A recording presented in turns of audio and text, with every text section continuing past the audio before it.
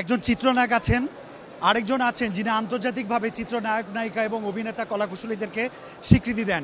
Dhallywood award খ্যাত আমাদের আলমগীর ভাইও আছেন। আমি একটু আগে ইমন ভাইয়ের সাথে কথা বলি। ইমন ভাই, কেমন আছো তুমি? আলহামদুলিল্লাহ, খুবই ভালো আছি। আর তোমাদেরকে দেখে আরো বেশি ভালো লাগছে।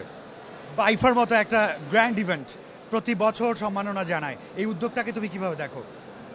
আমাদের দেশে আসলে বেশ কয়েকটি অ্যাওয়ার্ড আছে। এর মধ্যে আমার যদি মনে হয় যে টপ 5-এর মধ্যে যদি আমি বলি, বাইফা অলরেডি চতুর্থবার তারা একটা ভালো আয়োজন করছে। এবারেরটা আরও বেশি ভালো লাগছে কারণ এবার আমি নমিনেটেড হয়েছি। সো এর জন্য আরও এক্সাইটমেন্ট কাজ করছে ভেতরে।